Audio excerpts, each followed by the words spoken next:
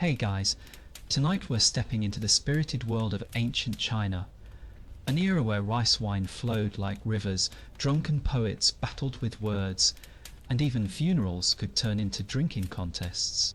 It's wild, it's unexpected, and yes, it's going to surprise you.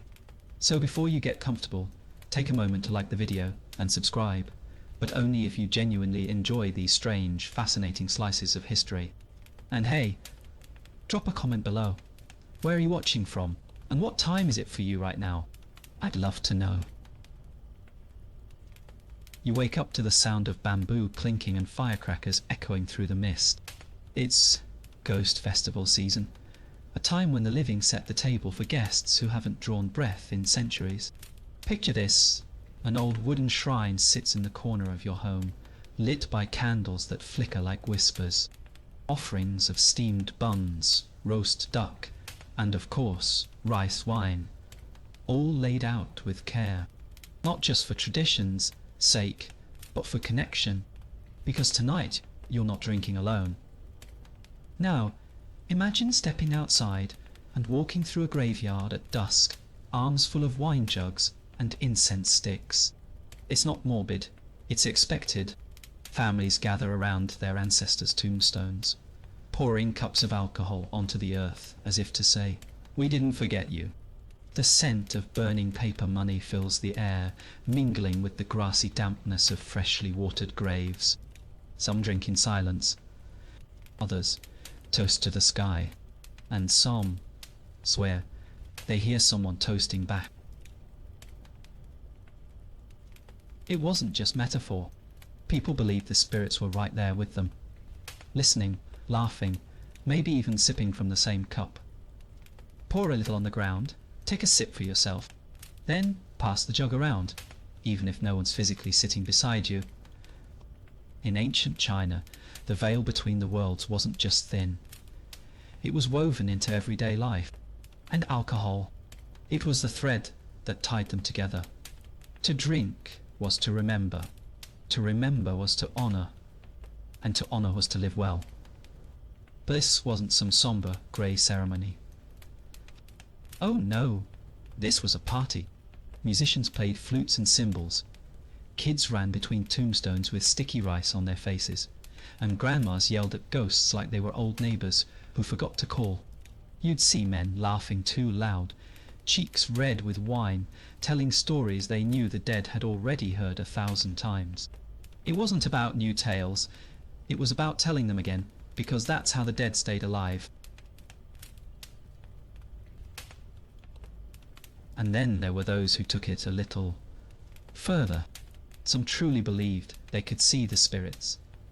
Whether it was the tilt of the moonlight, or just one too many cups, they'd swear on their ancestors' bones that Uncle Lee was standing right over there, nodding, smiling, holding a drink.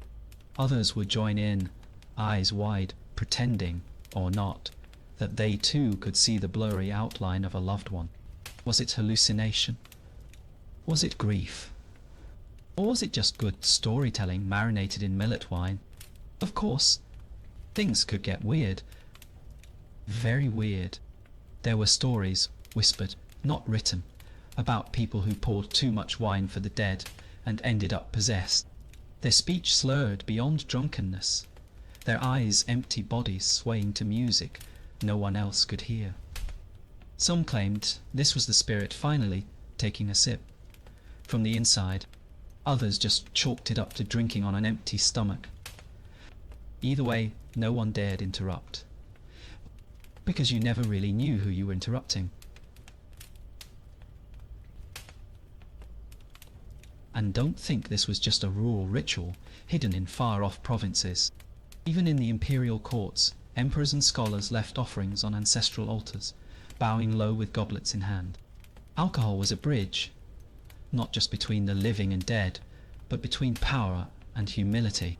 In that moment, whether you were a farmer or a noble, you were a child again, talking to your mother, your father, asking them if you turned out okay, hoping they approved of the wine you brought. The symbolism ran deep. Drinking with the dead wasn't about ghosts. It was about guilt, grief, gratitude. Maybe you hadn't visited that grave in years. Maybe you said something cruel before they passed. Maybe life just got in the way. But here, under the stars with a cup in your hand and their name on your lips, things felt mended. Like somehow, the wine carried apologies across dimensions. Like the buzz in your chest wasn't just alcohol. It was forgiveness fermenting. And then, there's the laughter. Yes, laughter. These gatherings went all tear-stained and reverent. People laughed. Loudly. Often. Sometimes inappropriately. Jokes about how Aunt May always hogged the best dumplings, or how Grandpa used to fart during prayers. The kind of stories that embarrass the family, but keep the memory alive. Laughter was sacred. Because when you're brave enough to laugh at death, you're also brave enough to live. That's what the wine taught them. There's a moment, right before the night ends, when everything goes still. The firecrackers are done. The rice is gone. The wine is low. Someone, maybe you, takes one last sip, looks toward the grave, and whispers something only the wind hears. It's not for show. It's not tradition. It's just real. And in that second, the separation between now and then feels like tissue paper. So thin you could tear through it with a breath. But you don't. You just smile.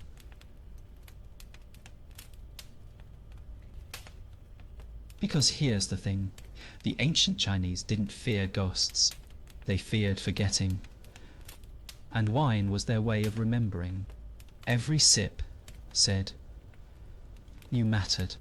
Every offering said, you still do.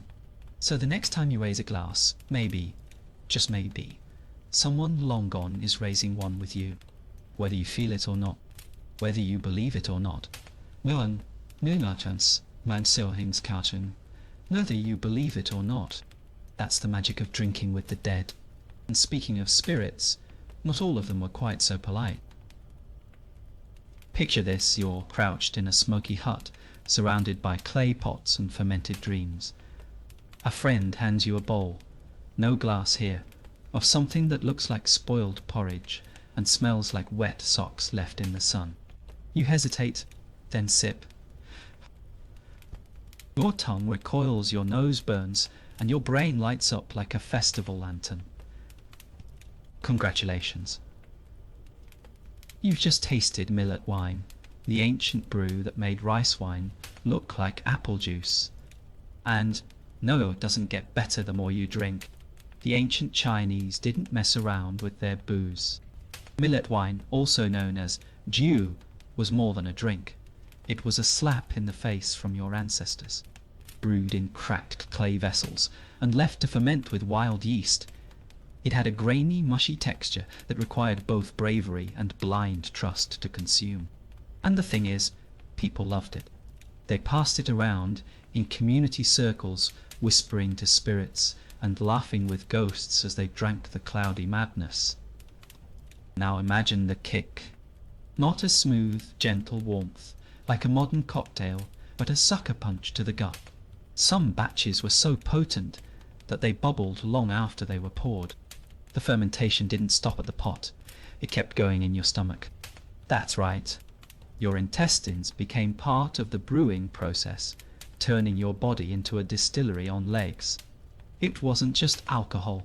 It was alchemical chaos swimming in your belly like a stormy sea. And yet, they kept drinking. It wasn't about taste. It was about transformation. Millet wine blurred the line between the living and the spirit world. It opened minds, loosened tongues, and in some cases, cracked reality itself. One sip could make a peasant feel like a philosopher. Two, and he'd be howling at the moon, sure he'd solved the mysteries of life.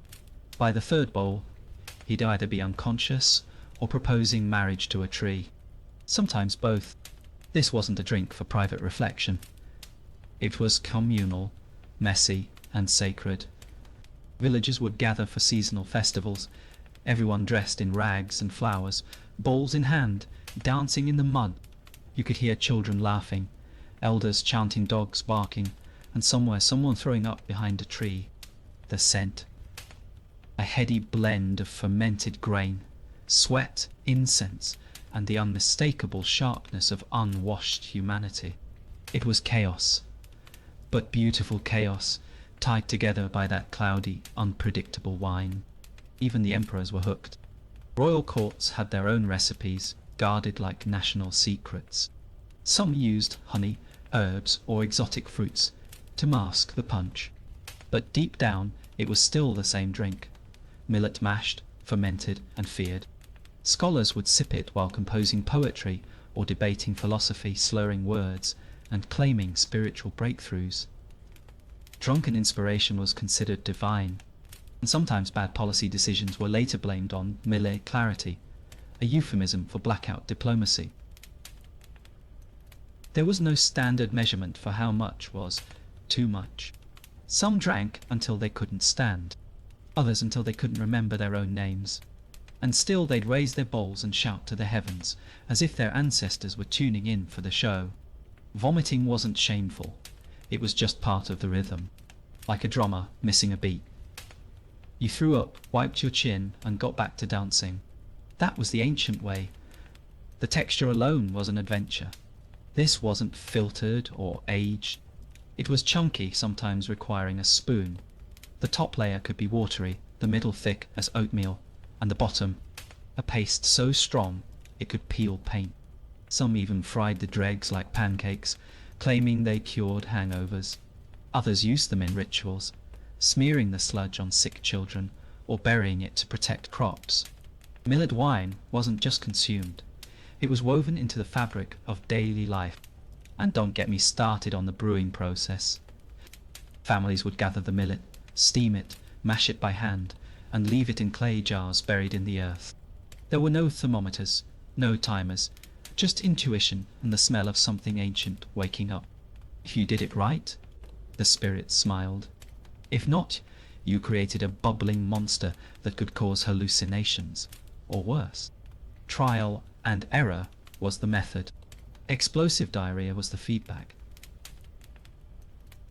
Despite the chaos, there was wisdom in the madness. Millet wine connected people, to each other, to nature, and to realms beyond. It was a liquid language spoken across generations, a way to mourn, to celebrate, to forget, and to remember. It turned funerals into festivals, weddings into riots, and arguments into philosophical breakthroughs. And while the modern world prefers its drinks filtered, flavoured, and responsibly consumed back then, raw and unhinged was the only way.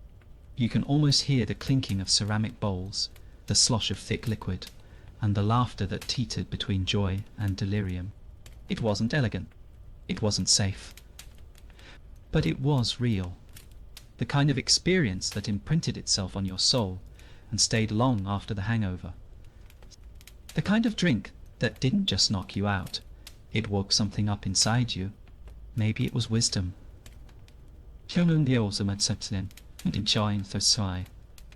Maybe it was worms. Hard to say. And just when you thought that was as weird as it gets, the next ancient brew makes millet wine look like sparkling water. So let's head into a realm where fermentation wasn't limited to jars, and the human body itself joined the brewing process. Imagine walking into a grand hall, pillars of jade rising like ancient guardians, scrolls of law stacked beside golden goblets, and the judge is hammered, not just tipsy. We're talking red-faced, laughing at his own echoes. Forget what country he rules drunk. Welcome to the royal courts of ancient China, where alcohol wasn't just allowed, it was practically encouraged. Scholars, ministers, even the emperor himself saw drinking as an enhancement to wisdom, or at least a convenient excuse when logic left the room and wine took over. Policy by Pinot, pretty much. The idea was simple. Loosen the tongue, unchain the mind. Officials would gather, dressed in robes of silk, armed with opinions and full goblets. They debated military strategies, tax reforms, marriage laws, all under the warm, disorienting glow of fermented courage. The louder the voice, the emptier the cup, and the emptier the cup, the bolder the claim. Suddenly, an outrageous idea didn't sound so outrageous anymore. It sounded like divine revelation delivered by the god of hangovers. In this strange cocktail of governance, drunken logic was seen as a kind of spiritual clarity. The more intoxicated a minister became, the more pure his thoughts were considered. Wine blurred the lines between ego and enlightenment. Who needs philosophy when you've got 4 bowls of millet wine and a room full of sycophants nodding at every slurred syllable?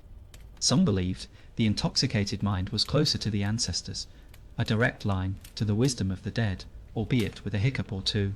And if you're thinking, surely the emperor kept it classy, think again. Some rulers encouraged this behavior, hosting drinking sessions as political think tanks. Others joined in, swirling jade cups, while asking how to conquer rival kingdoms between belches. There's even record of royal edicts being signed mid-bender, etched forever into history by hands that could barely grip a brush. Imagine your country's fate, sealed by a man who just lost an argument to a candlestick. Now, this wasn't always harmless fun. Some policies born of drunken courtrooms had real consequences. Wars were declared. Taxes were raised. Marriage laws changed because one official thought people were too sober to be romantic. And the best part, when things went terribly wrong, the blame could always fall on the wine. It was the drink that did it, they'd say, shrugging off disaster like it was a spilled bowl. Accountability was as diluted as the liquor. But don't be fooled, this wasn't just political theatre. There was a deeper belief at play. That intoxication stripped away deceit. A drunk man couldn't lie as well, couldn't hide his ambition or betrayal. So drinking became a test of character. Who would reveal their true loyalties? Who would dare speak treason after the 3rd cup? The court became a stage, and wine a spotlight. And you? You better hope you said the right thing before vomiting on the royal carpet. Poets, philosophers, and statesmen blurred into one. Court debates often turned into spontaneous poetry duels, where losing meant another drink, and winning meant probably another drink. Scrolls filled with half-finished verses littered the floor like fallen leaves. The air, thick with the aroma of spilled wine and ink, carried ideas, both brilliant and absurd. And in that chaos, truth sometimes stumbled out, wrapped in slurred metaphors and accidental genius. Outside the palace, commoners whispered of these gatherings with awe and disbelief. To them, the court was sacred, mysterious, until they heard that Minister Zhang tried to outlaw chickens because they're too smug. These stories became folklore, passed down in village squares over steaming dumplings, and of course more wine. Some believed the ministers were divine fools, others thought them dangerous clowns. Either way, the legend of the drunk official grew taller than any temple spire. Now, not all officials played this game well. Some drank themselves into disgrace, falling asleep mid-meeting, insulting the emperor, or worse, confessing affairs with royal concubines. These moments could end careers, or heads. But the truly skilled, they danced that fine line between foolish and profound, becoming legends in their own right. Revered not despite their drunkenness, but because of it. As if their ability to govern while intoxicated proved a deeper kind of mastery. It created a strange paradox. Sobriety was suspect, drunkenness divine. An official who didn't drink was either hiding something or lacked imagination. They were seen as rigid, dull, perhaps even untrustworthy. "How can you lead a nation," they'd whisper, "if you can't even survive a banquet?" So they drank, not for pleasure, not even for power, but to prove they belonged, to show they could handle both chaos and control in the same staggering step. You'd think the empire would collapse under the weight of its own wine barrels. But somehow it didn't. Laws were passed. Roads were built. Books were written. Civilization moved forward, propelled by ambition and barley. And though history likes to tidy up the story, painting officials as stoic scholars, the truth is far messier and far more human. They were brilliant. They were broken. And often, they were just plain drunk. But what if drinking wasn't just for debate or disaster? What if refusing a cup could cost you your life? Let's step into the next scene, where raising a glass was more than custom. It was survival. Imagine you're summoned to the imperial court. The room is silent, except for the faint clink of jade cups. At the center, the emperor lifts his goblet, eyes locked on yours. It's not a gesture of hospitality, it's a command. You raise your cup, your hands trembling. Not drinking. That's treason. And treason? Well, that rarely ends with dessert. In ancient China, a toast from the emperor wasn't optional. It was a test of loyalty, fear, and sometimes your tolerance to questionable spirit. To the outsider, it might have seemed like tradition. Lavish feasts, wine flowing like a river, servants rushing with golden pitchers. But behind the glamour lay a chilling truth. Sometimes those goblets held poison. Yes, actual kill you in 3 sips poison. A toast could be an execution in disguise. If the emperor was pleased, you'd wake up with a headache. If he wasn't, you'd collapse before dessert. Refusing to drink was out of the question, and asking what's in the cup. That's suicide by curiosity. The logic was twisted yet effective. Drinking meant obedience. It meant surrendering your fate into the emperor's hands, one sip at a time. And let's be clear, most people drank fast. Some even preemptively toasted the emperor before he had the chance, hoping to prove loyalty and avoid suspicion. It became a bizarre form of social defense. Because, in the emperor's world, hesitation was as dangerous as rebellion. And paranoia? Well, it was always on the menu. Over time, this tradition evolved into a political dance. The emperor's inner circle, advisors, generals, scholars, learned to read toasts like they read scrolls. Was the wine sweet or bitter? Served cold or warm? Was it poured by the emperor himself or by a eunuch? Every detail mattered. Sometimes a slightly too full cup was a warning. A lukewarm drink meant the emperor was undecided. A sip untouched by the emperor himself, you were already dead. This wasn't dinner. It was theatre. There were stories, whispers, really, of men who toasted with trembling hands, only to collapse moments later. One general toasted so often that he began to believe he was invincible, until one day he wasn't. Another scholar wept before his final cup, writing a poem in the wine's reflection. His last words, slurred and sweet. If truth lies at the bottom of a cup, I have found too much of it. History didn't preserve his name, but it remembered his courage. And then there were the foreign diplomats. Poor souls. They'd come bearing gifts, thinking they were entering negotiations, only to be greeted with a toast they couldn't refuse, and a language they couldn't read. The emperor would raise his cup, smile faintly, and watch. Some tried to mimic the court's etiquette. Others hesitated for a moment too long. That moment was often enough. Not drinking insulted the empire. Drinking might insult your liver. The art of diplomacy had never been so intoxicating. But what about the emperors themselves? Were they immune to this madness? Hardly. Some emperors drank to test loyalty. Others drank to forget betrayals. A few simply enjoyed watching powerful men squirm. But in time, even they weren't safe from their own games. A paranoid ruler might refuse wine altogether, switching cups at random like a gambler, afraid of his own shadow. And sometimes they still lost. Poison didn't care about titles. It only cared about timing. The psychological pressure was immense. Even seasoned ministers would sweat under their robes, wondering if tonight's banquet would be their last. The smell of alcohol wasn't just intoxicating, it was terrifying. The clink of cups echoed like distant thunder. And through it all, the emperor smiled, calm and inscrutable. You had no idea if he liked you or loathed you. Only one thing was certain.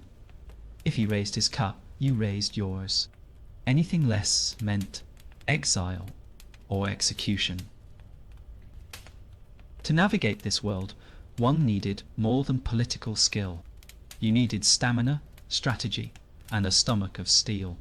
Ministers trained themselves to drink slowly, subtly pour into sleeves, or fake sips with sleight of hand. Some bribed servants to swap cups mid-toast. Others learned to sniff for toxins, without seeming rude. Entire careers were built on the ability to survive these liquid trials. In the court of wine and whispers, your liver was just as important as your loyalty. Ironically, these drinking rituals often revealed more about the empire than its official decrees. They showed the delicate balance between fear and favor, obedience and independence. They exposed the invisible rules that held the court together. And they reminded everyone, no matter how powerful, that life could hinge on a single swallow. It was the ultimate expression of trust. Or, more often, a performance of it. Yet, despite the danger, many drank willingly. They drank for honor, for legacy, for survival, and sometimes they drank simply because saying no meant worse. The court became a place where truth floated in the wine, and lies sank with the toast, and the line between celebration and execution blurred with every clink of a cup. But what happened after the toast, when the goblets were empty and tongues loosened? That's when things got even stranger, because for some, drunkenness wasn't shameful. It was divine inspiration. Picture this, a candlelit courtyard under a full moon, robes brushing against cobblestones, the scent of plum wine floating through the air. At opposite ends, two scholars stand with cups in hand and ink on their sleeves. But this isn't a debate. It's a duel. Not of swords, but of verse. In ancient China, poetry battles were the gladiator games of the intellectual elite, and alcohol was the fuel that lit the fire of creativity. One rhyme, one sip. Win and your name echoed through dynasties.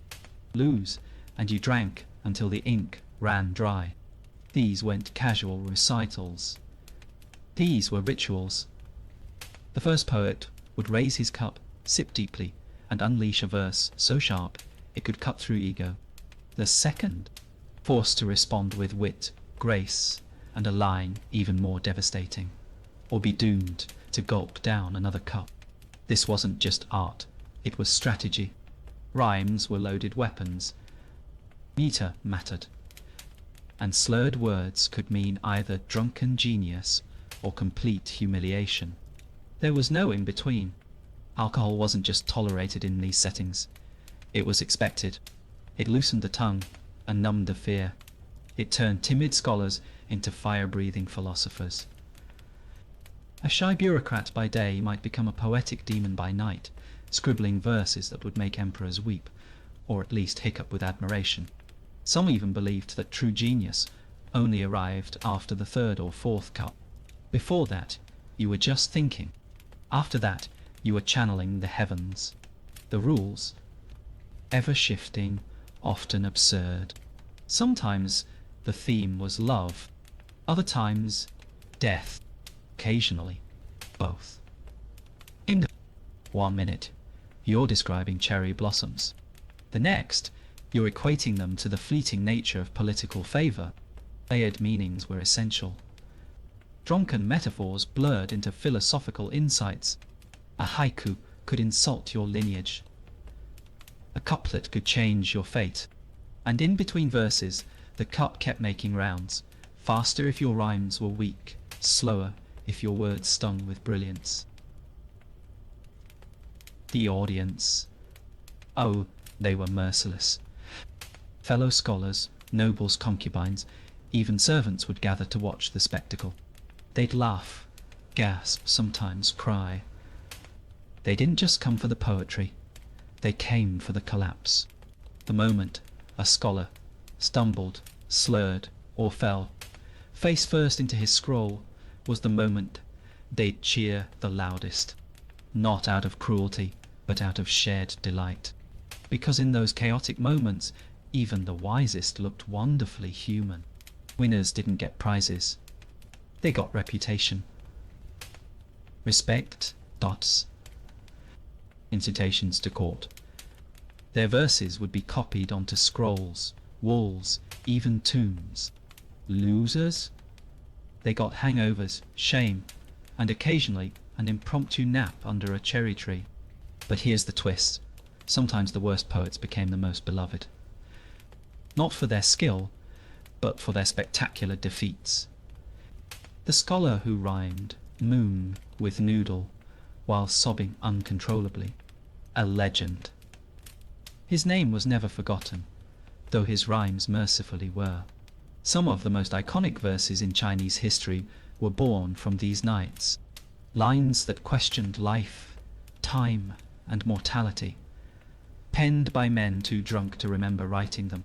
In fact, many of the oldest preserved poems are blotched with wine stains.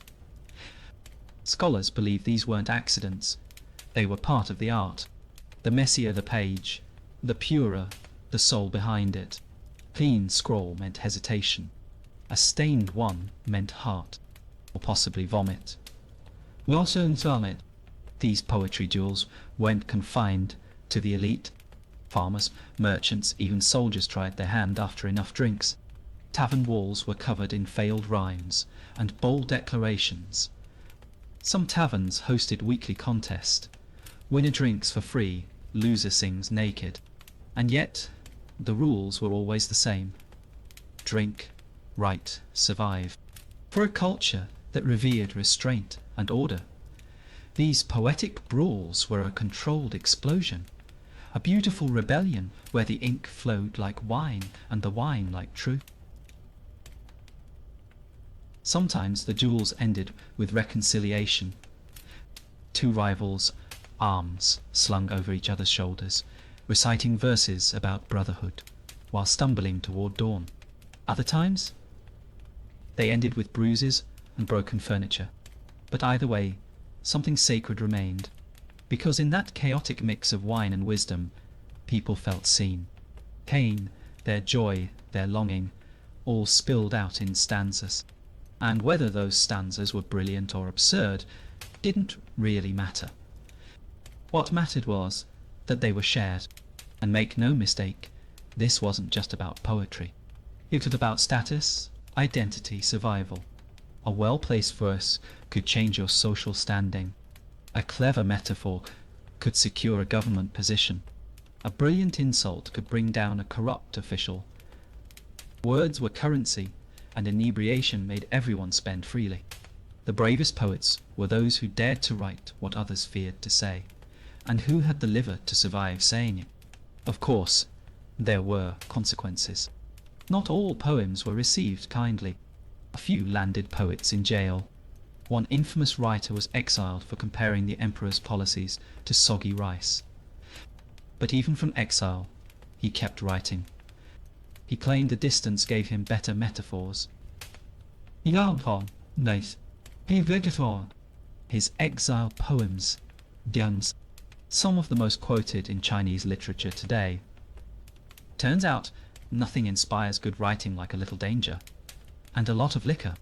So the next time you scribble something after a glass of wine and cringe at it the next morning, remember this: you're participating in an ancient tradition. One where imperfection was the point, vulnerability was the weapon, and a good verse could make you immortal, even if it was written while hiccuping. But these duels were just the start, because when it came to ancient Chinese drinking, things were about to get a whole lot stranger. You've had odd drinks before, maybe something sour or suspiciously fizzy. But nothing quite prepares you for the ancient Chinese tradition of enzyme-assisted rice beer. Picture this: a small village, laughter around a fire, and a group of women chewing cooked rice and spitting it into a communal clay pot. That wasn't a prank. That was the first step in fermentation. Their saliva contained enzymes that broke down the starches into sugar, setting the magic in motion. Disgusting? To us, maybe. To them, it was craft brewing. But this wasn't just any beer. It was milky, slightly warm, and smelled like sweet rot with a hint of feet. It looked like something between watered-down yogurt and cloudy soup. And yet, this was a prized drink.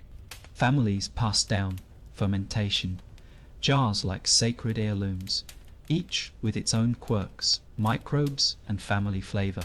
Children would even sip the diluted version during festivals. Because in ancient China, taste buds went fragile. They were forged in fermented weirdness and community spit. It's stranger. In some rural regions, instead of relying solely on mouth, enzymes they added liquid enzymes collected from children's urine. Yes, you read that right. This wasn't taboo, it was science. They believed the purest bodily fluids helped the fermentation flourish. You weren't just brewing a drink. You were engaging in a biochemical ritual, one that blurred the line between nourishment, medicine, and ancestral magic. It's horrifying now, but back then, it meant the fermentation worked faster. Efficient, but unsettling, settling, effective. A million seeds melting sound what it to itself, or natum, autumn, asich. And don't go imagining this was done in some hidden shed. No, this was public. Grandmothers, mothers' daughters, all chewing and spitting with focus and pride. You'd walk by a house and see rows of pots filled with half-chewed rice, fermenting under cloth covers, the air thick with tangy, earthy sweetness. It wasn't just accepted, it was celebrated. A household with good mouth brew was honoured during festivals. Some even won contests. You weren't just a good host, you were a fermentation queen. Drinking it was a sensory roller coaster. The texture was odd, thick, grainy, like drinking a rice pudding that gave you a buzz. The taste was sour but slightly sweet, a contradiction that danced across your tongue before settling in your gut like a hot rock. Some would eat it with a spoon, others would sip it warm, straight from the pot. The warmth wasn't from heating, it was body heat, still repulsed. That's modern sensitivity talking. They drank it with pride. And what happened next? Well, the buzz hit differently. It wasn't the wine drunk of nobles or the beer blur of soldiers. It was softer, slower, almost sleepy. The kind of intoxication that made your limbs tingle and your eyelids droop. People believed it connected them to the earth, their ancestors, and even the spirits that lingered in bamboo groves. Some said it enhanced dreams. Others said it gave visions. And a few? They just liked getting slightly drunk without spending a coin. Interestingly, this drink was considered especially sacred in ceremonies. Weddings, funerals, harvest festivals. Offering it to the gods meant offering a piece of yourself, literally. Your spit, your labour, your essence. And when the gods drank it, so did the village. A shared cup meant shared blessings. Even today, in remote regions, there are whispers of similar brewing practices surviving, hidden from tourists and sanitation laws. A reminder that not all traditions wash away with time. Health-wise, questionable. Hygiene wasn't the point. Intention was. If someone got sick, they blamed the spirits, or the rice. Never the method. Besides, their guts were different, hardened by decades of questionable food and stronger bacteria colonies. For them, A little microbial funk was part of life. For us, well, even a sniff might cause a panic attack or Yelp review. But that's what made it special. It was theirs in all its fermented glory. And the bonding? Unmatched.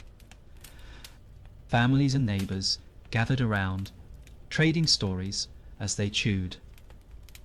Spitting rice wasn't just functional, it was social. They'd laugh, gossip, share dreams. A bride-to-be might be judged, not by her dowry, but by the strength of her brew. She spit sweet, they'd say. It wasn't vulgar, it was flattery. Because back then, your brew was your signature. And in a world with no refrigeration or Starbucks, that meant something. Some anthropologists even argue that this form of brewing helped build community resilience. It required cooperation, trust, and shared risk. If the brew spoiled, everyone suffered. If it thrived, everyone celebrated. It became a metaphor for life. Messy, unpredictable, but delicious. If done right. Honestly, isn't that what most of human progress is built on? Spit's stubbornness and a little faith in strange ideas. Now imagine drinking this today. You, holding a cup of warm, enzyme-rich rice beer, surrounded by elders, telling stories of when gods walked among men and spit, was divine. Would you take a sip? Could you ignore your instincts and embrace the absurdity of history? Most wouldn't. But maybe, just maybe, you'd close your eyes, hold your breath, and let ancient wisdom wash over your modern doubt. Because this was just one of many strange concoctions they drank. Not the weirdest, not the strongest, but maybe the most human. The kind of drink that required you to give a part of yourself in return. And trust me, things only got more bizarre from here. You'd think that in a culture where booze flowed like water, the authorities might have been more lenient with public drunkenness. Nope, not. Ancient China had a strange sense of justice. They encouraged drinking, but only if you did it with dignity. Lose control in public? That bamboo cane was waiting for you. First offence? A warning, maybe a stern lecture. Second time, bruised legs and ego. Third time? Well, you might find yourself banned from drinking permanently, or worse, buried with your bottle. Picture this, a village square, sun blazing overhead, and a poor man wobbling through the crowd, giggling, spilling his rice wine on a sacred statue. Cue the town constable holding a bamboo rod, like it's an extension of justice itself. The crowd watches not in pity, but in approval. Because being drunk wasn't the sin, being sloppy was. Self-control mattered. You could drink even a lot, but you had to hold your liquor like a scholar, not a fool. There was even a proverb, a full cup shows no wisdom unless it's balanced on a steady hand. In other words, you could enjoy the high but stumble, and you'd pay. That's how societal order was maintained, through ritualized indulgence and public punishment. They believed chaos was always lurking just beneath the surface, and alcohol made it worse. So the punishment wasn't about cruelty. It was about harmony, restoring balance. One bruised backside at a time. Interestingly, there were entire punishments categorized specifically for drunken misconduct. Flashing someone, that's a flogging. Vomiting on a shrine, 2 weeks. In public labor. Fighting over a wine jug, you might end up shackled next to the same man you punched. It was all about re-education. Drink again, they'd say, but next time, drink with grace. That grace was what separated peasants from philosophers, even if both were equally sloshed by sunset. Now, the rich and powerful. Whole different story. If a noble stumbled into a courtyard singing naked poetry after a wine bender, he wasn't beaten, he was praised. Ah, The eccentric genius, they'd whisper, so inspired. Drunkenness became performance art when wealth was involved. A poor man with the same behavior. Trash. A noble. Treasure. The cane never touched silk. And this wasn't lost on the common folk, who simmered quietly with their welts and double standards. Still, people found loopholes. If you drank indoors behind closed doors and didn't bother anyone, you were usually safe. Some even hired sober escorts to walk them home. Friends paid in dumplings or coin to keep their dignity intact. Others carried tokens from temple priests claiming they were blessed with divine inebriation, which they'd flash at guards like magical get-out-of-jail-free cards. Did it work? Sometimes. Depends on how holy your breath smelled. The real gamble came during festivals. That's when everyone drank, and the rules got blurry. You could blame your drunkenness on the moon, the spirits, or the ancestors. My grandfather demanded I toast to his legacy 23 times. A man might slur. Who could argue with the dead? And for a few days a year, the constables relaxed, or drank too. But once the banners came down, the cane came out again. And yet punishment didn't stop people from drinking. If anything, it added drama. Did you hear? Wang got whipped for falling into the temple pond. And suddenly, Wang wasn't just a fool. He was a legend. People retold these stories like parables.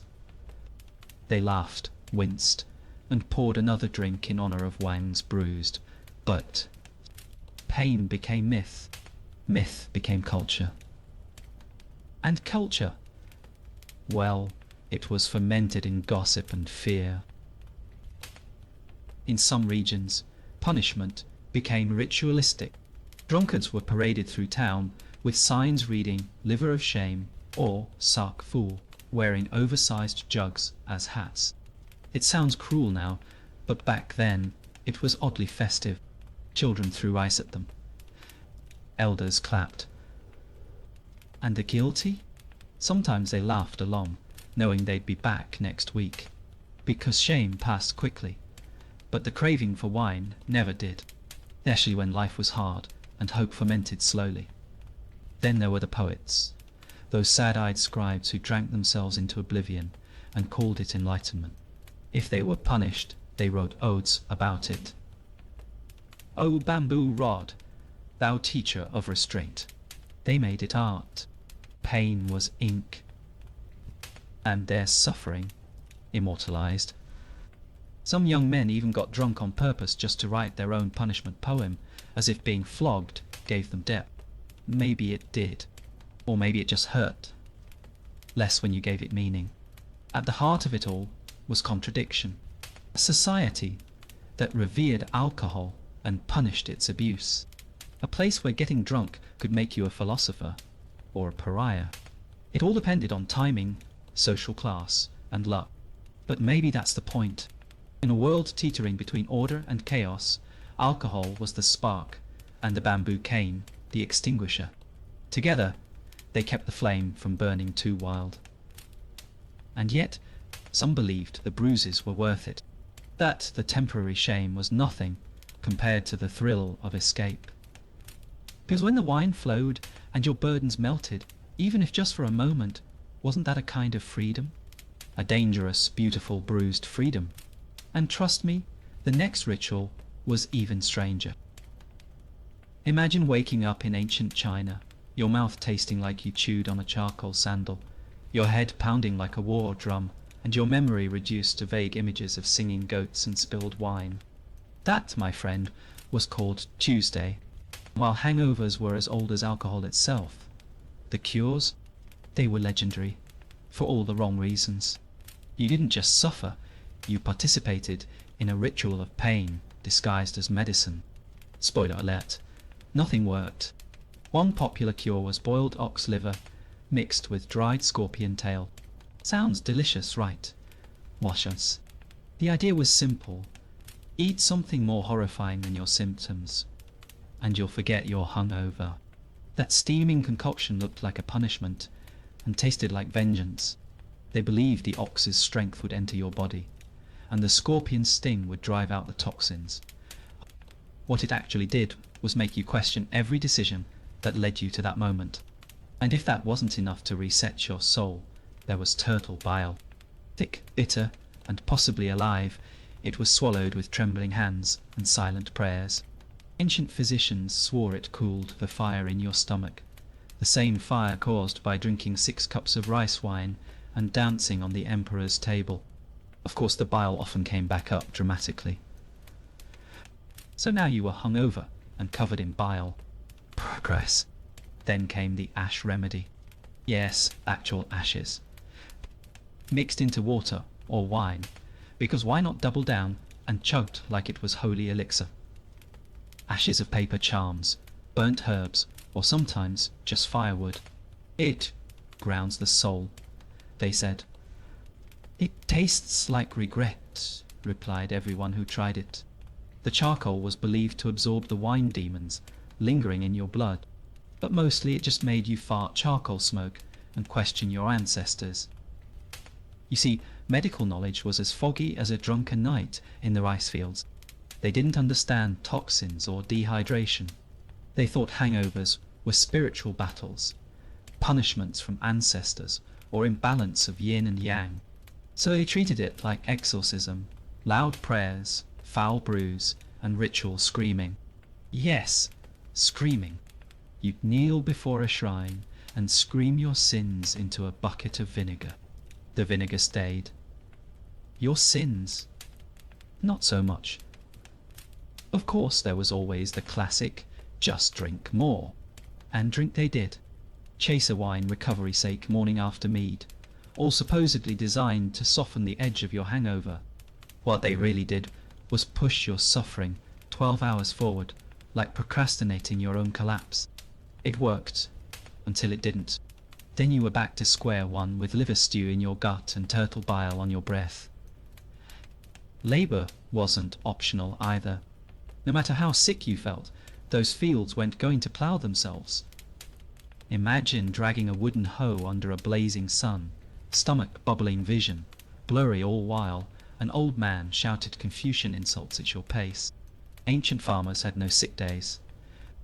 Their hangover remedy was sweat, shame, and sometimes chewing mint leaves until you forgot your name.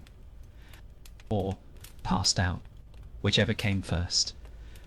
In taverns, innkeepers often kept their own cure blends.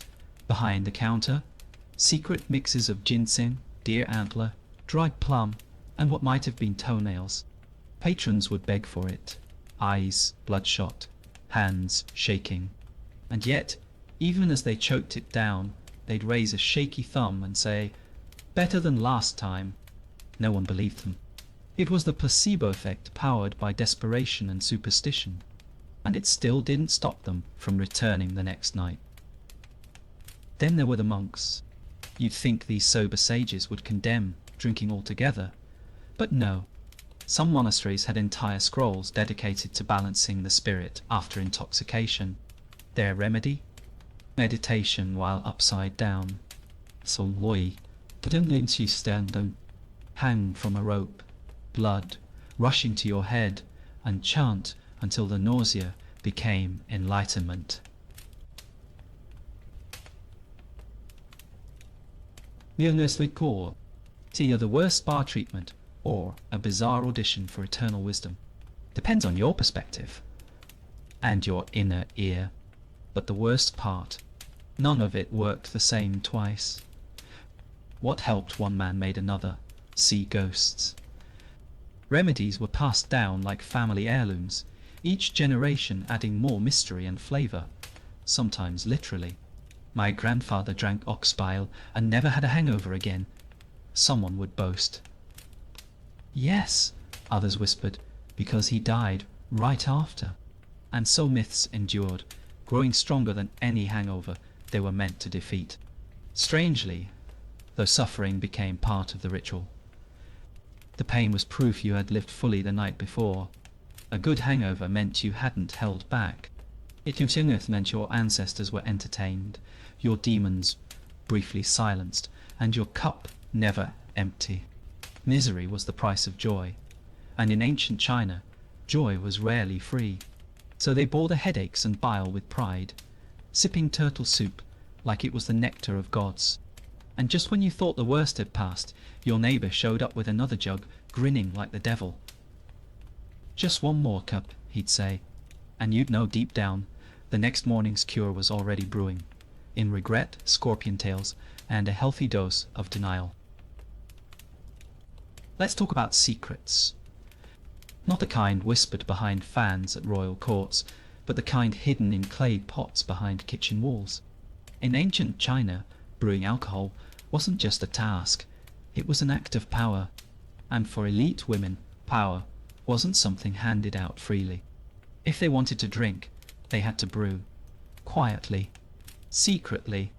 With every grain of rice and stolen sip, they fermented rebellion, one drop at a time, in a world that wasn't ready for their thirst. See official edicts often banned women from public taverns. Drinking was labelled a man's pursuit, tied to politics, poetry, and plum wine-stained debates. But behind closed doors, women became their own brewmasters. They developed ancestral recipes passed down like sacred scrolls. Rice wine infused with herbs, flowers, even whispers of prayers. Each bottle was a journal, each flavour a fingerprint. Brewing became their voice in a world that rarely let them speak aloud. Some women took it further. Disguised as men, binding their chests, shaving their heads, deepening their voices, they slipped into taverns under cover of dusk. There, amid smoke and rowdy laughter, they sat shoulder to shoulder with scholars and warriors, matching them cup for cup, word for word. And when challenged, they raised their jug higher, not to prove their strength, but to prove they belonged. Their disguise wasn't deception. It was survival. Then there were those who drank to escape, not just from arranged marriages, but from the suffocating ceilings of expectation. Alcohol became an elixir of rebellion, a passport to self-expression. A quiet woman with downcast eyes and perfect posture could become a roaring phoenix after 2 cups. Laughing too loud, dancing too wild, speaking truths no one dared voice sober. And even if morning brought shame, for one night she had flown free. The risk? Immense. A woman caught brewing or drinking without permission could be cast out, beaten, or worse, married off as punishment. But many accepted the risk. Because the wine wasn't just fermented rice, it was fermented freedom. It was the taste of a world where rules bent, voices rose, and names weren't whispered behind closed doors. It was intoxicating in every sense, not because of the alcohol, but because of what it meant. And then there were the legends. Tales of female brewmasters whose wines could seduce emperors, heal illnesses, or open spiritual gates. One story tells of a widow who brewed a wine so potent it made soldiers weep and monks break their vows. Her recipe was said to contain phoenix feathers and lotus petals, though most believe it was just perfectly balanced fermentation and a broken heart. Either way, she vanished after the emperor proposed marriage. Alcohol, in this context, wasn't indulgence. It was protest. In every gulp, these women rewrote their roles, even if just for a night. The clinking of cups became a silent revolution, one that couldn't be recorded in scrolls, only remembered in flavour. And when the jug was empty, they brewed again, because silence for them was never just quiet. It was captivity, and the bubbling of a hidden clay pot. That was the sound of resistance. But society noticed. Slowly the laws changed, not to empower women, but to surveil them. Brewing licenses required a male guardian. Household alcohol was taxed. Even herbal recipes were outlawed under suspicion of witchcraft. Freedom, once sipped from clay, was now rationed by decree. Yet, the women adapted. They brewed in smaller batches. whispered recipes in lullabies, hid bottles in rice sacks. The underground world of female fermentation grew deeper and stronger. In some regions, female brewers became legends. They trained daughters, nieces, even neighboring wives. Brewing circles formed, disguised as tea ceremonies or embroidery clubs. Inside, they shared more than technique. They shared stories. Joys. Wounds. Wounds pass. And yes, wine. These gatherings became sacred, not because of the alcohol, but because of the safety they created. A space where truth could ferment without fear. Kind of sanctuary brewed with steam and laughter. Interestingly, not all men disapproved. Some husbands secretly supported their wives, sipping their creations with pride, even smuggling them into markets disguised as perfumed water. Others, however, tried to steal the credit, passed off their wives' work as their own, profiting from her skill while keeping her silent. But the wine knew. Anyone who tasted could tell the difference. There was something unmistakable in a woman's brew: complexity, care, and just the right bite. Over time, these hidden brewers reshaped culture. They weren't just women with jugs. They were tastemakers, memory keepers, alchemists of joy and rebellion. Their wines were served at weddings, funerals, harvests, and ghost festivals. Their names may not have made the history books, but their spirits lingered in every cup. And when someone sipped, tilted their head, and whispered, "This tastes like something sacred," the legacy lived on. So next time you raise a glass, think of them. The ones who brewed in silence, risked in secret, and fermented freedom when no one else dared. Their story doesn't end here. It just gets stronger with every pour. Imagine walking into a party where the stench hits you before the laughter does. Drums thumping, wine pouring, people cheering, and in the corner, someone projectile vomiting into a bucket while others applaud. No, you didn't stumble into a frat house. You just entered an ancient Chinese drinking festival where throwing up wasn't a shameful accident. It was practically a form of applause. If you weren't puking, were you even trying? The messier, the exit, the greater, the celebration. These weren't polite dinner parties with embroidered napkins and silent toasts. No, sir. These were liquid marathons, where guests were judged not by their grace, but by their volume, of both speech and stomach contents. Elite or peasant, everyone knew the unspoken rule. Pace yourself, or don't. Because vomiting was more than expected. It was encouraged. Like a twisted rite of passage, it marked your commitment to the celebration, your dedication to excess. Hosts actually set designated vomit corners, sometimes draped in cloth or sprinkled with fragrant herbs to dull the stench. And if you held it in too long, people noticed. They whispered. They laughed. Look at him, they'd snicker. Now, too proud to purge. Holding back was seen as cowardly, even deceitful. A true reveller gave it all. His thoughts, his tears, his dinner, and then stumbled back to the table for another round, like a warrior returning to battle. Of course, there were techniques. Veterans of the wine circuit knew how to force a quick purge to make room for more. Some used feathers. Others massaged their stomachs with cold stones. A few just laughed until their guts gave out. It was equal parts performance art and survival strategy. If you did it cleanly and returned to your seat with dignity, you were admired. If you missed the bucket, well, at least you committed. And the hosts? They loved it. A guest vomiting was proof that their wine was strong, their hospitality generous, and their party unforgettable. Some even offered prizes: a second jug of wine, a roasted duck leg, or the honor of starting the next drinking song. Vomiting wasn't failure. It was flair. It showed you cared enough to go too far. And in a world where so much was restricted, being able to lose control without consequence was intoxicating in more ways than one. Still, it wasn't all glory and drunken hugs.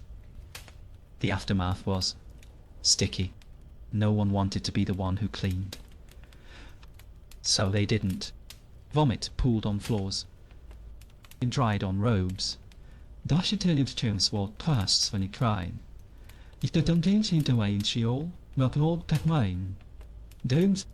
Sometimes it even froze in winter, adding slippery hazards to already treacherous drunken paths. But no one complained, at least not out loud. Complaining meant sobriety. And sobriety? That was for monks and tax collectors. Some even got competitive. He puked twice in 1 hour. They'd brag. I did 3 before sunset. And in those moments, you realized that dignity had no place here. These were not celebrations of moderation, but of release. From sorrow, from rules, from reality itself. You drank, you laughed, you vomited, and you forgot. Then you drank again. It wasn't about the wine. It was about the shedding of restraint, one heave at a time. What's wild is that vomiting wasn't even the most shocking part. That honor goes to the encore, the return to the table. Red-eyed, empty-stomached, they'd pour another cup, raise it to the sky and say, "To life." No one questioned it. No one paused. Because in their minds purging meant purification. You were now a clean vessel, ready for more wine, more stories, more mistakes. A human cycle of consumption and release, like the tides, but louder. In some regions, vomiting had spiritual undertones. They believed it expelled evil spirits. The louder the wretch, the stronger the demon. People would cheer not just for the act, but for the cleansing, as if that puddle on the ground was now free of sin. Shamans even mimicked the sound during rituals, hoping to drive darkness from the body. Whether it worked or not didn't matter. It made people feel better. That was enough. Of course, not everyone found joy in the process. The sober bystanders, spouses, servants, the unlucky few on clean-up duty, watched in horror. The noise, the smell, the odors, the chaos. But even they couldn't deny something powerful was happening. A unity formed among the drinkers.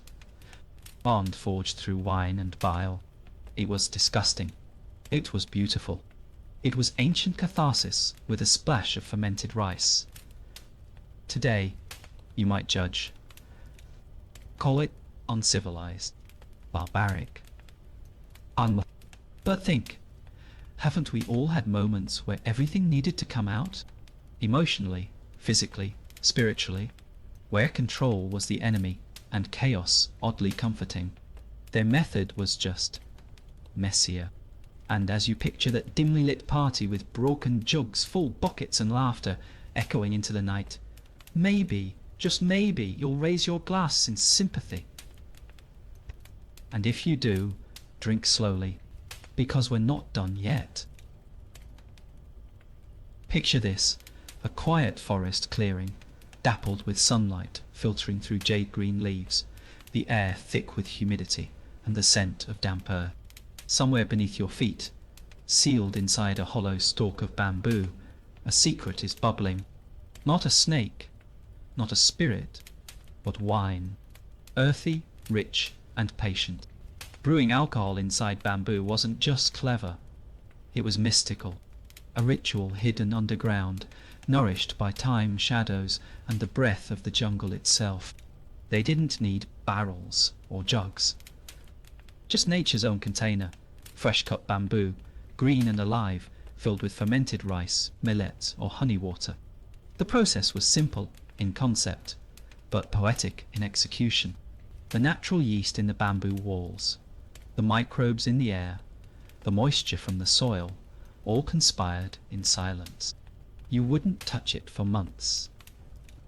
And when you did, you didn't just open it, you invited it out. There was a crack, a soft split in the bamboo skin, and then the forest seemed to pause, as if even the trees were waiting to see what you'd made. The smell would rise first, sweet, sour, woody, wild. Then came the fizz, gentle, like rain on leaves. And finally, the first sip, lukewarm, slightly gritty but intoxicating in its simplicity, a flavour born in the dark, and kissed by the roots of the earth. Drinking bamboo brewed wine wasn't just for fun. It was ceremony. It was story. Won't tell, do. Hip 20 has started to see round the walls. Not the pressure. I will, like pile, picturesque. Elders claimed it kept you closer to the spirits of the land. That each sip connected your blood to the bamboos, two living things sharing the same pulse. Children weren't allowed near it, not because of the alcohol, but because they hadn't yet earned the silence needed to understand it. This wasn't street wine. This was a forest secret. Of course, it wasn't always peaceful. Sometimes you'd crack one open and find something unexpected. A colony of ants. A mouldy surprise. Or worse, a snake. Bamboo is hollow, after all. And what better hiding place for a curious viper than a warm, sweet-smelling tunnel? There were stories of unlucky brewers being bitten mid-toast. A reminder that in ancient China, even celebration had teeth.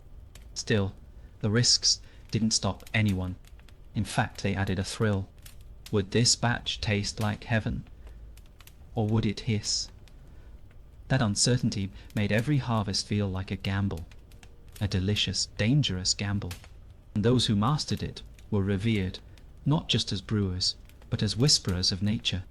They knew the seasons, the soil, the mood of the bamboo itself. You couldn't rush it. You couldn't cheat it. You had to listen. Flavor was unlike anything mass-produced today. It was wild and unfiltered. Slightly woody, faintly smoky, with notes of soil, sap, and moonlight. Some compared it to drinking a memory.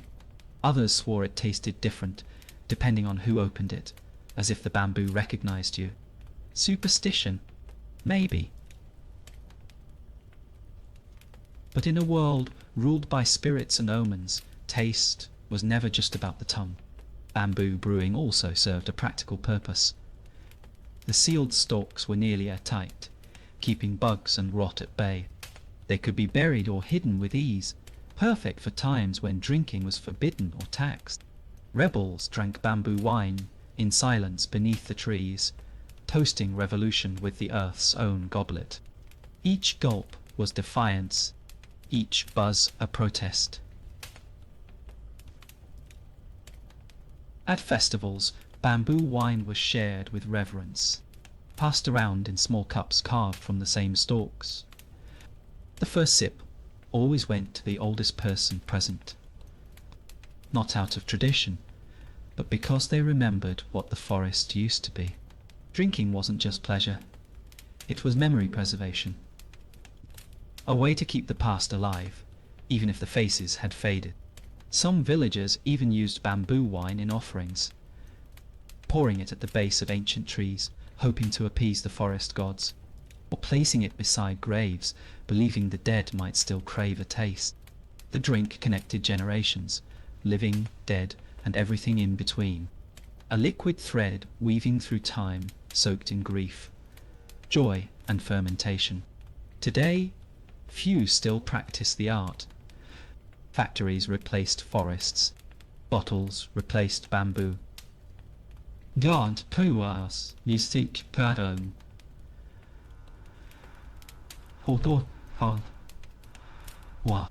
But in some remote villages, far from highways and neon, you'll still find an old man cracking open a stalk with trembling hands. He won't speak much. He'll just pour, nod, and let the jungle tell the story. And if you're lucky enough to taste it, you'll understand what was lost.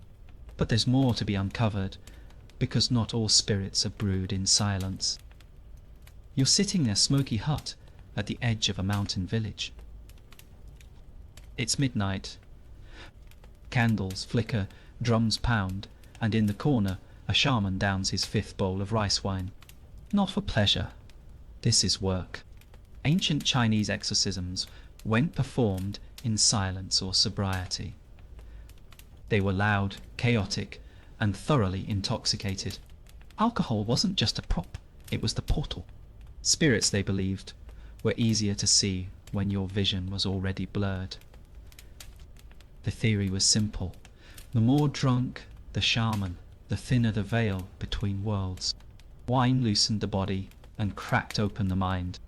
Once delirium set in, he'd dance wildly, babble in ancient tongues, and fall into trance.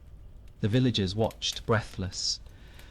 Was he summoning a spirit, or just blacking out? Either way, no one interrupted. The ritual had begun, and so had the vomiting. Yes, vomiting was common, encouraged even. They said it expelled the demons physically. Better out than inside the oil, as one elder muttered while mopping bile off the floor. The shaman might twitch, convulse, or scream nonsense. He'd slap his own face, roll on the ground, and pour wine over his chest. To the untrained eye, it looked like a mental breakdown. But to believers, this was battle. Man versus spirit. And wine was the weapon. Sometimes they'd make the possessed drink. Strong rice liquor, hot and fast. The logic? The demon didn't like the taste, it might leave. And if the person passed out, well, then at least the screaming stopped. Either way, the ritual worked. Occasionally, entire families joined in, mother, father, uncle, even grandma, sipping together to purge a house of restless ancestors. By morning, the only thing lingering was regret. The wine itself had symbolic weight. It wasn't just fermented rice, it was fire, purity, a sacred liquid that burned lies and drove out evil. Some exorcists mixed it with crushed herbs or ashes. Others blessed it by chanting into the cup for hours. One peculiar method involved spitting into the wine before serving it to the afflicted. Hygiene wasn't a concern. Superstition was far more contagious. In some regions, shamans wore masks during rituals, painted wood, animal faces, grotesque smiles. They believed the disguise confused spirits. But, let's be honest, it also helped when you were drunk and stumbling. If you fell into the fire, at least the mask would catch flames first. And, yes, that happened. Exorcisms went OSHA certified. They were dangerous, messy, and deeply emotional. The community took these events seriously. It wasn't just a show. It was a group purge. People cried, sang, fainted. Children peeked from behind curtains. Old women clutched charms. Afterward, the floor was littered with wine-soaked cloth, broken cups, and the lingering echo of chants. Whether or not the spirits left didn't matter. What mattered was that everyone felt lighter. The demon, real or not, had been named. Sometimes the rituals happened in graveyards. That's right, drunk exorcisms among the dead. Picture a man yelling at a tombstone while flinging wine in all directions.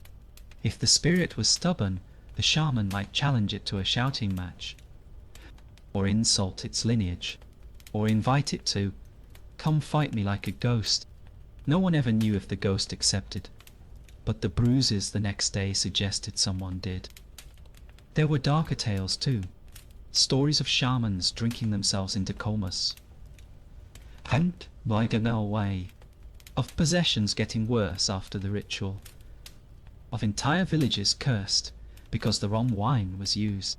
Spirits, apparently, were picky drinkers.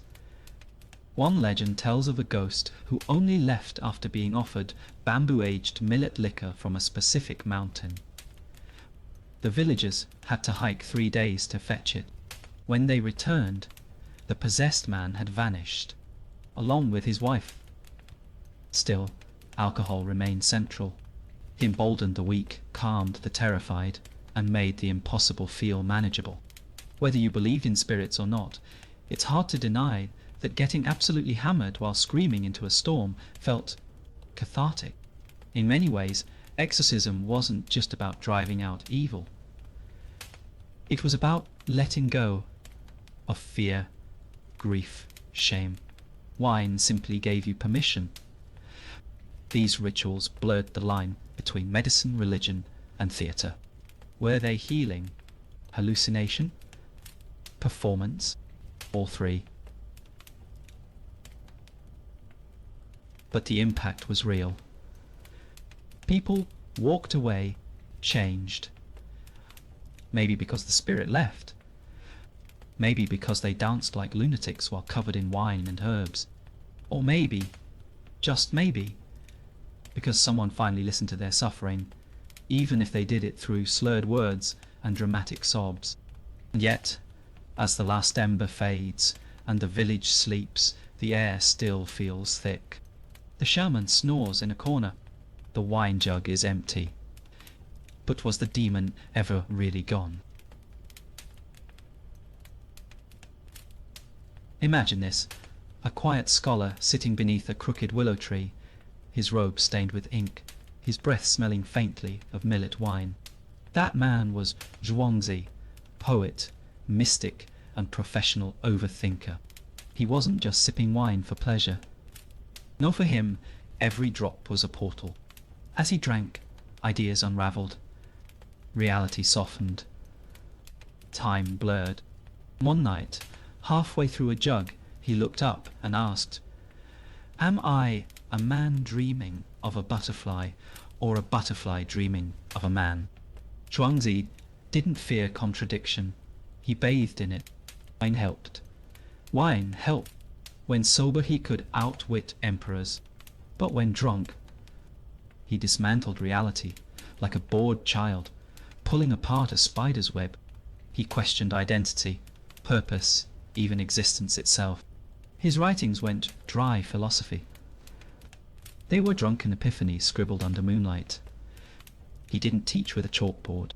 He taught with metaphors and migraines. The more absurd his logic, the closer he got to truth. He once described a man so relaxed, his organs forgot they existed. Another tale involved a butcher who achieved spiritual enlightenment by slicing oxen in total silence. Weird? Yes. No. But Zhuangzi saw divine beauty in chaos. His wine-soaked stories went nonsense. They were invitations to feel beyond logic. He wasn't trying to be understood. He was trying to shake you awake, to make you feel the breeze differently, even if that breeze was coming from the bottom of a wine bottle. People called him mad. Even other philosophers rolled their eyes. Confucians saw him as a drunk, with a quill. Legalists thought he was dangerous. But his followers, they loved him. Not because he made sense, but because he made everything seem poetic. Pain, joy, confusion. Zhuangzi made it all feel like part of the same strange song. And sometimes he claimed the best way to understand life was to stop trying. He wasn't alone, either. Scholars often drank to reach what they called the floating state. Not blackout, just enough wine to lift the soul off the ground, like a leaf in wind. In this state, they'd write poems that defied grammar, dance with ghosts, and argue with the stars. Wine gave them permission to unhook from reality, to drift, to imagine, to dissolve. And Zhuangzi? Dozens, Garset, Dotnadadomat, Wanganim, Yiganams, Selfada, Sigigim, Angotu. He drifted further than anyone. One story tells of Zhuangzi laughing at a funeral, not in mockery, but in awe. "Look at him," he said of the corpse. "Free. At last." When people scolded him, he poured another drink and explained, "We cry because we're trapped. He's not." Wine wasn't escape. It was clarity. It stripped away fear and let him embrace death, not as an end, but a transformation. The man didn't mourn. He toasted. He also loved silence. Not the silence of monks, but the silence that comes when thought evaporates. He said the highest wisdom was wordless, and sometimes he'd sit drunk by the river, watching the water flow, saying nothing for hours. People thought he was meditating. Truth is, he was just vibing. And in those moments, he claimed, the universe whispered, so he couldn't hear with a sober mind. His butterfly metaphor, perhaps his most famous, wasn't about insects. It was about boundaries. What's real? What's illusion? Are we living or just dreaming life? Wine didn't answer these questions. It magnified them. And that was the point. Zhuangzi didn't offer solutions. Why not? He offered riddles wrapped in laughter. And if you tried to pin them down, they slipped away like smoke. Or like butterflies. There were nights when he'd drink alone, writing until his fingers cramped. And mornings when he woke beside scrolls he didn't remember writing. Some of his best ideas came mid-hiccup. He claimed drunkenness removed the ego. And maybe that's why his teachings still resonate. Because behind all the cleverness, all the surreal tales, was a man who didn't pretend to know everything. He just knew how to wonder. And unlike other thinkers, Zhuangzi never begged for followers. He was human. He didn't build schools or chase approval. He let his wine and words drift into the world like dandelion seeds. Some landed in taverns, some in temples. And centuries later, we're still catching them on the wind. Not because he forced wisdom on us, but because he whispered it through parables, then raised a cup and winked. Zhuangzi never cared if you believed him. He only cared if you felt something. If his stories made you pause, smile, maybe cry a little. That was success. Philosophy, he believed, wasn't about finding answers. It was about loosening the grip of the question. And for that, wine helped. Not as a crutch, but as a gentle shove off the edge of certainty. So if you ever find yourself staring at the stars after a glass, too many wondering who you are and why your life feels like someone else's dream, you're not broken. You're just drunk enough to think like a butterfly. You'd think the emperor's wine was just wine. Something fancy served in a jeweled cup, maybe a little stronger than what peasants drank. But no, it was myth. It was obsession. It was a secret science conducted in the belly of the earth, hidden from the world. Beneath the palace, deep underground, there were chambers, entire cities carved in stone, where slaves brewed what they called liquid immortality. And you, dear dreamer, were never meant to know what really went on down there. The brewery wasn't just a room full of barrels. It was a labyrinth. Vaulted ceilings, bamboo pipes, dripping fermented secrets, walls lined with ancient scrolls, and shadows that flickered like whispers. The scent? Mass. Imagine rice, rot, sandalwood, and starlight, somehow mingling in a way that made you both nauseous and intrigued. The workers were sworn to silence. Literally. Their tongues were removed, just in case they got chatty. You don't spill state secrets when you can't speak. Each batch of wine began under the stars. Yes, even underground, the astrologers would descend and bless the clay urns based on the alignment of Jupiter, the moon's mood, and whatever omen the emperor's bird coughed up that morning. If Mercury was in retrograde, no brew today. They believed that celestial harmony affected the soul of the alcohol. And if the stars were wrong, well, the next sip might make the emperor see demons or question his existence. Can't have that, can we? The ingredients were more guarded than any military strategy. Millet, sure. Sticky rice, sometimes. But the world was of powdered jade, phoenix, feather ash, tiger's breath, and the occasional drop of blood from the emperor himself. Symbolic, of course. Or maybe not. The goal wasn't just to get drunk. This wasn't peasant fun. It was alchemy. It was about extending life, sharpening visions, bending the mind toward prophecy. Or madness. The line, as always, was deliciously thin. Now here's the terrifying twist. The taste didn't matter. Not one bit. Some batches tasted like rain-soaked sandalwood. Others like vinegar mixed with dragon spit. But none of it could be discarded. If the emperor disliked the wine, it meant the stars had failed him. And when stars failed, people died. Astrologers were beheaded. Slaves were buried in vats of their own failed brew.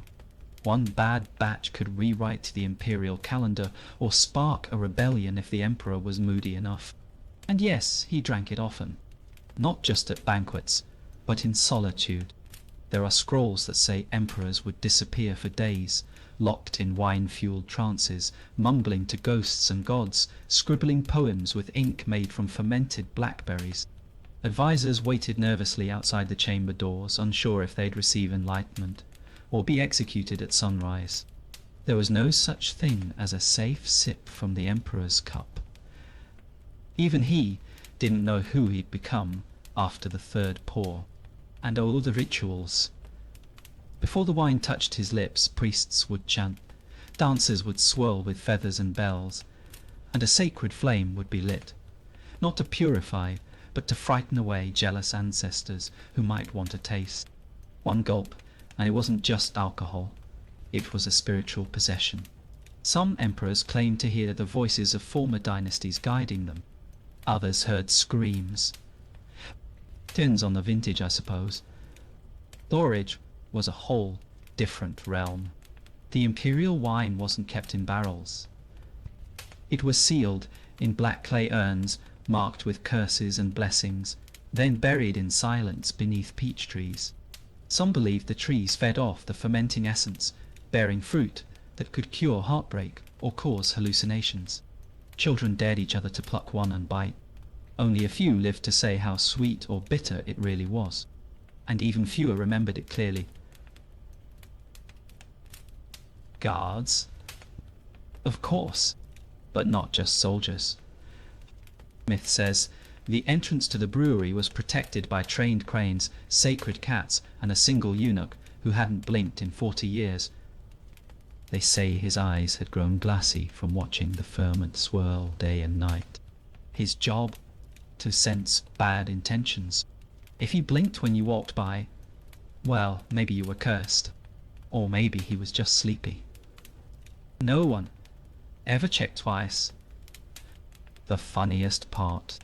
All of this secrecy, all of this drama, it was never for guests. The emperor never served this sacred wine to visiting diplomats. That stuff. Diluted, safe, harmless. How more? The real brew. It was for his private hours. For staring into candlelight and talking to the shadows of old kings. For sipping alone, knowing the universe might collapse in your cup. He didn't want to impress anyone. He wanted to feel like a god, or become one. And just when you think it can't get weirder, remember this, sometimes the brew disappeared. Entire vats gone. No sign of a spill, no footsteps, no broken seals. Theories. Spirits stole it. Wormholes opened under the palace. Or maybe the wine became self-aware. There's a legend about a batch so strong it fermented reality itself, made the emperor dream he was a bird for 7 years. When he woke, he abolished taxes. See, good things do come from drinking. So the next time you sip wine in a cozy tavern, raise your glass to those forgotten slaves beneath the earth. They toiled in darkness, creating liquid chaos in silence. And perhaps, just perhaps, one bottle survived, hidden in a cave, still bubbling, still waiting. But be warned, if you ever taste it, you might never sleep the same again.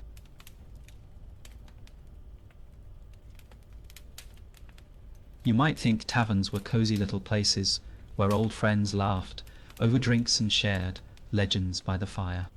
That's cute. In ancient China, a tavern was more like a trap wearing a smile. You walked in expecting wine and warmth. You left missing your dignity, and sometimes your sandals. These weren't quiet countryside inns. They were chaotic, cunning, and crawling with every trick in the book.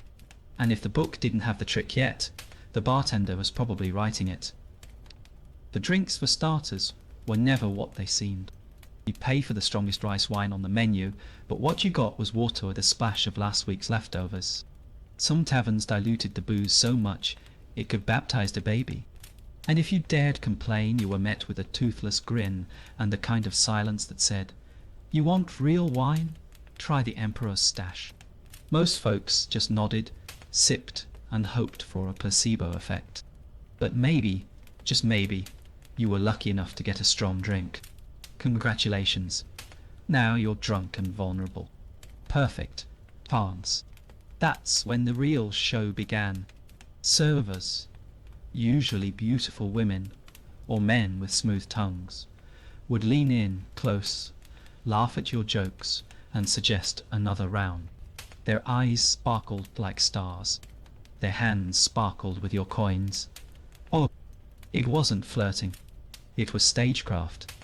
No, and you weren't the star. You were the trick. Ever seen a drunk man gamble his donkey, his clothes, and his last meal? Because that was act. Many taverns doubled as gambling dens. Hidden doors, creaky staircases, and back rooms full of whispered wagers. You'd stumble in for a drink, and the next thing you knew, you were playing dice with men who never lost. Because the dice were cursed, or loaded, or blessed by a crooked monk, who just so happened to be pouring drinks. And God's help you if you won. Winning was worse than losing. Losing meant you were just another fool. Winning, that meant you had money. That meant the tavern had a reason to keep you around. Drinks got stronger. Games got riskier. Friends appeared from the shadows, slapping your back and guiding you to the next bet. Your lucky streak? It ended when you blacked out. You'd wake up outside with an empty purse and a mysterious bruise shaped like regret. Even the food was suspect. You'd think a plate of dumplings would be safe. Nope, my stars. Nope, peasy. Some were stuffed with spoiled meat or laced with herbs that made you see your ancestors, sometimes permanently, in a place where death and dinner shared the same spoon. Your best option was to drink until hunger left your body completely. And if you asked what was in the soup, cook would wink and say, "Depends who lost the last bet." Of course, not everything was evil. Some taverns offered live entertainment, musicians, storytellers, fire breathers. But here's the twist, many were planted. Actors hired to distract you, while your pouch was sliced from your belt. 1 minute, you're applauding a flute solo. The next, you're broke and clapping with empty hands. And if you accused anyone, the crowd turned on you. "How dare you insult our beloved flutist?" Turns out loyalty's cheap when it's paid in ale. Now let's talk about the upstairs rooms. You know the ones. Don't know the ones. The rooms they whispered about with a wink. Those went love nests. They were money pits. You'd pay a pretty coin for privacy, only to discover the walls had holes, the floor had ears, and the bed, well, let's just say it creaked in Morse code. If you weren't careful, you'd get robbed while sleeping, and charged extra for the linens you stained with your dreams. And yet, people kept coming. Why? Because taverns were alive. They were chaotic, loud, full of stories and danger and laughter. They were the last refuge for wandering poets and the first stop for fleeing criminals. Deals were struck in the shadows. Affairs began and ended over a shared gourd of wine. Secrets spilled faster than the drinks. And if you listened closely, You could learn more in one night than in a year of studying scrolls. Some taverns even had rules, sacred, unspoken, and totally ignored. Rule 1. Don't ask questions. Rule 2. Don't bring valuables. Rule 3. If someone calls you, brother, check your pockets. Rule 4. If the tavern is empty and the bartender smiles too much, run. These places had personalities. Some were friendly. Others were cursed. One was rumoured to serve wine that made you relive your worst memory. Another had a chair no one returned from. Seriously. But maybe the most dangerous part of all, the illusion of safety. That warm fire, that familiar smell of smoke and spice. The comforting hum of laughter, it all lulled you into forgetting where you were.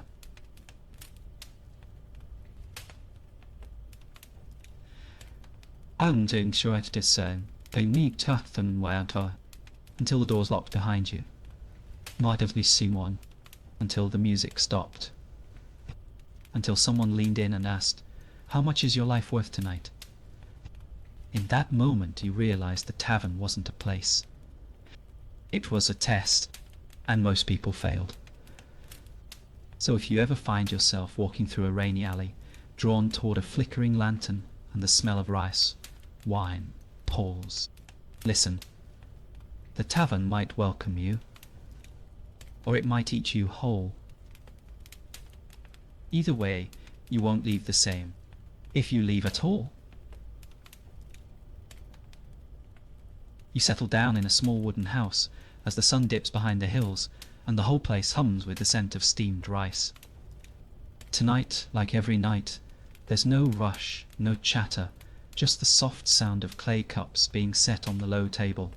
The rice wine is warm, almost like the breath of the earth itself, and the air is thick with its sweet, slightly sour aroma. Even the children have their tiny cups filled with the weakest brew, because here drinking before bed isn't indulgence, it's ritual. In this world, bedtime doesn't start with yawns or blankets. It begins with that first sip. The warmth slides down your throat, and you can almost feel it loosening the knots of the day. Elders claim it softens the soul, making your dreams gentler, more vivid, as if your spirit drifts easier into whatever lies beyond waking. You glance around the room. No one's talking, no one's laughing. It's not awkward silence, it's respect. A shared moment that somehow makes the room feel smaller and the night bigger. The texture of the wine is soft, almost creamy, a product of rice husks left just rough enough to give it weight. It clings to your tongue, lingers with a faint hint of earth and wood smoke from the brewing fire. You think about the hands that made it, calloused, patient hands that stirred the mash for hours without a single complaint. The wine isn't bought, it's grown, cared for, and born from months of watching the seasons shift. Every sip tastes like time itself. Even the youngest in the family understand this is no place for loud games or restless fidgeting. They cup their little bowls with both hands, eyes wide, as though holding something sacred. Parents don't warn them about alcohol. That's not the point. The point is learning stillness. Learning to greet the night with calm rather than fear. And so even a child's tiny gulp carries the weight of centuries of habit, binding them to those who drank the same way long before they were born. You notice how the room smells now, a mix of warm grain, the faint tang of fermented sweetness, and the subtle musk of worn cotton robes. Outside, the crickets sing a reminder that the world doesn't sleep all at once. The wine begins to do its work, and the shoulders around you drop back ease against the walls. No one speaks, because words would disturb the texture of the moment. It's not about conversation. It's about letting your mind prepare for dreams. There's something hypnotic about how everyone drinks in unison. Cups rise, lips touch clay, eyes half close. The timing unspoken but exact. You can almost imagine the ancestors doing the same thing. Centuries ago, under a roof of straw instead of tiles, by firelight instead of a dim oil lamp. This is not just drinking, it's aligning yourself with the rhythm of countless nights that came before. You're not just in the room, you're in the past too. When the last drop is gone, no one rushes to refill. That would ruin it. The emptiness of the cup is part of the ritual, a signal that the transition from waking to dreaming is complete. You feel the warmth settling in your chest, the edges of your thoughts starting to blur, the day's troubles folding into something softer. If you listen closely, you can almost hear the wine telling you, it's time. Lying down afterward isn't just about rest. It's about surrender. The rice wine has already loosened your grip on the world, making it easier to slip into dreams without clinging to the day's noise. Some say this is when the soul can wander, when the body is heavy, but the spirit feels light. And you, whether you believe in that or not, feel a strange pull behind your eyelids, like you're being gently led somewhere. You find yourself in a courtyard lit by flickering red lanterns, their glow spilling over pale silk banners, marked with characters for joy and death in the same stroke. The smell is a strange mixture, incense smoke curling into the night air, sweet rice wine steaming in clay jugs, and somewhere in the background, the faint sharpness of coffin varnish. Tonight is not just a funeral, and it's not just a wedding. It's both. A ghost marriage where the living drink in honor of the dead, binding them in matrimony beyond the grave. The bride and groom are not standing here in silk finery. They're lying in separate wooden boxes, adorned with paper effigies and offerings of coins, fruit, and wine. The guests, all very much alive, are already halfway drunk, which in this ritual is not a sign of disrespect but a necessity. You're told that alcohol helps loosen the worlds, making it easier for spirits to hear the blessings and join the celebration. In truth, it also makes the living less aware of the chill that seems to follow them. The wine is poured in abundance, overflowing into small porcelain cups, splashing onto the table, and onto the packed earth beneath your feet. Each toast is loud and quick, followed by deep gulps that burn in the throat, but warm the chest. Some people mutter blessings to the couple, others, slurring already, make bawdy jokes about the wedding night.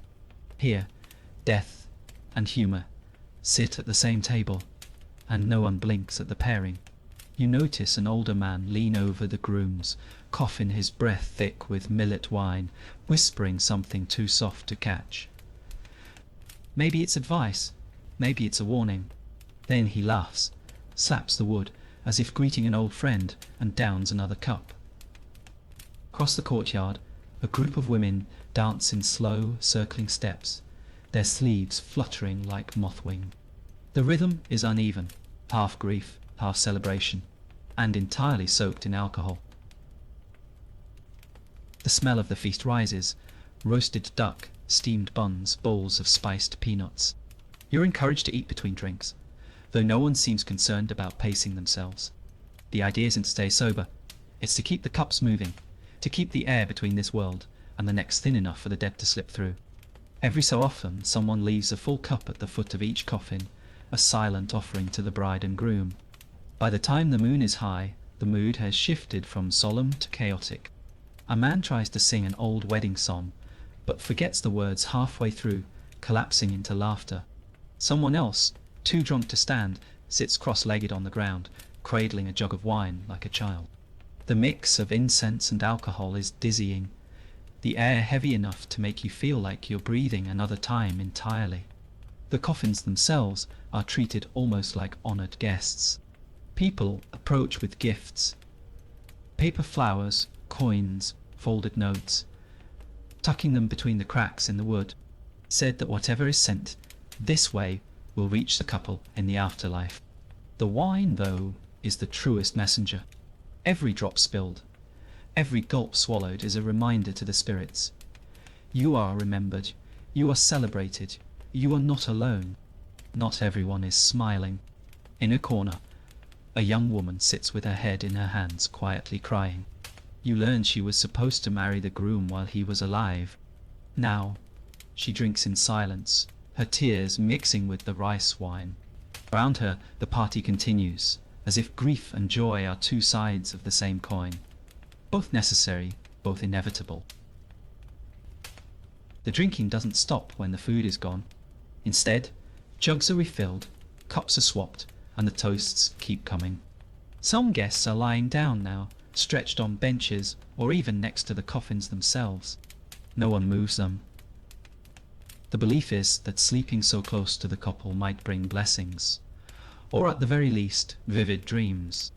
As the night wears on, the line between the living and the dead feels thinner. Shadows dance against the walls, flickering like figures without bodies. The laughter grows softer, the conversation slower, and somewhere in the mix of voices, you think you hear one that doesn't belong to anyone standing here. You tell yourself it's the wine playing tricks, but deep down, you're not entirely sure. When dawn threatens, the last cups are poured. The air is stale with wine and smoke, the earth beneath your feet sticky with spills. People stumble home, leaving the coffins behind to be buried or kept, depending on the family's wishes.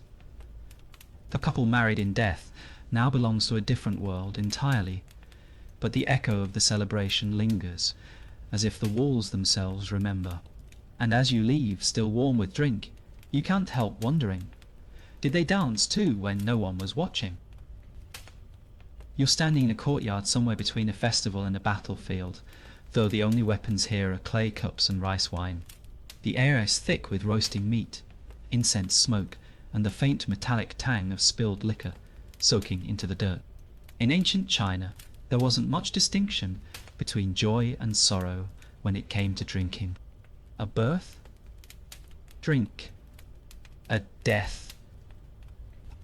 Drink. A new harvest? Drink. A poor harvest? Drink twice as much. Wait to stick. Handel was that cut. Alcohol wasn't reserved for celebration. It was the thread that stitched every human moment together. There's a strange logic to it. If you drink when you're happy, you make the joy louder. If you drink when you're sad, you make the sorrow quieter. The result is a constant hum of intoxication running through life's most important milestones. Marriage feasts turned into wrestling matches. Funeral vigils ended with drunken singing. Tax collection day could just as easily be a drinking contest. After all, if you're going to lose your silver, you might as well lose your balance too. Tonight's occasion? It doesn't matter. The reason is secondary to the act itself. A long wooden table stretches from one end of the courtyard to the other, lined with bowls of noodles, slabs of pork, and endless jugs of wine. The host moves from guest to guest, like a general inspecting troops, making sure every cup is full, and no one's hand is empty for more than a breath. Refusal is impossible. To say no is to reject the bond being offered. The first toasts are loud and ceremonial, filled with blessings and laughter. But as the night deepens, they become more personal. One man drinks to the health of his unborn child, another to the memory of his father, someone else to the hope that the coming winter will be mild. The beauty, or danger, of these gatherings is that the wine loosens the tongue, and secrets tend to slip into the night air along with the toasts. There's a rhythm to it. Drink, eat, speak, laugh, repeat.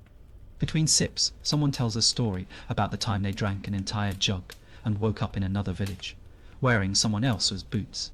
The group roars with laughter, pounding the table until the bowls rattle. Another guest tries to outdo the tale with one involving a chicken, a broken bridge, and 3 days of memory loss. The line between truth and invention blurs, but no one cares. As the jugs empty, the world softens. The lanterns hanging overhead seem to sway in time with your heartbeat. The food tastes richer, the air warmer, the faces around you friendlier. Even enemies can share a cup in moments like this. It's not that grudges disappear, they just get postponed until the next sober sunrise. For now, everyone is united in the same warm, dizzy tide. A boy no older than 12 slips between the guests, refilling cups with a practiced hand. You watch him pour for his grandfather, who raises the cup in a silent toast before draining it.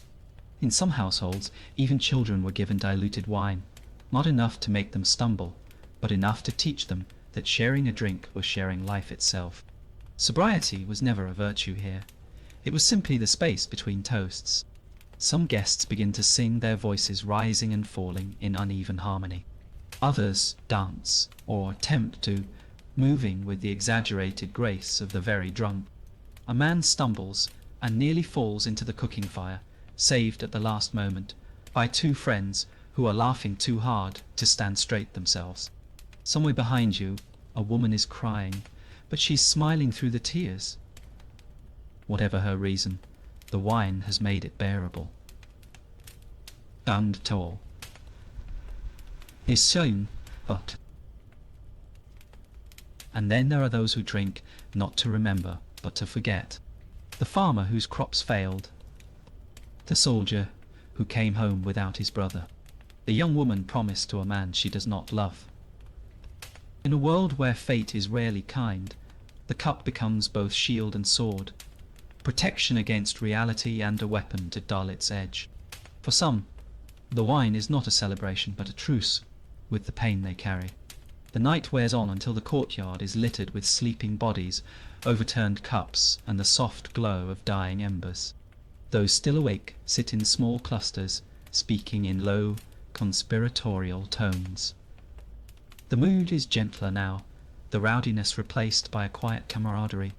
The final jugs are passed around without ceremony. Whoever's holding one when it empties simply sets it down and leans back to watch the stars. By dawn, the line between celebration and survival has completely vanished. The hangover will come, of course. The throbbing head, the dry mouth, the regret for some words spoken too freely. But for many here, it won't last long enough to matter. And a wedding, funeral, tax day, or harvest is always just around the corner, and with it another excuse to fill the cup. In this way, life is measured not in years, but in toasts, and some would argue that's the better way to count. So, after all these tales of drunken emperors, graveyard parties, and bamboo brewed surprises, you might be wondering, were they really so different from us? Swap the clay pots for glass bottles, the palace cellars for downtown bars, and you'll see not much has changed. People have always sought connection, courage, or simply a break from the noise of life, one cup at a time. But here's the real question. What does your version of getting wasted look like? Is it wine with friends, late night talks under the stars? Or maybe just getting lost in a story like this? I'd love to hear your thoughts. Share them in the comments. If this little trip through time made you think, smile, or imagine yourself under the lantern light of ancient China, then don't let it stop here. Subscribe, hit the bell, and join me again. Because there's always another strange, beautiful, and bizarre chapter of history waiting to be told.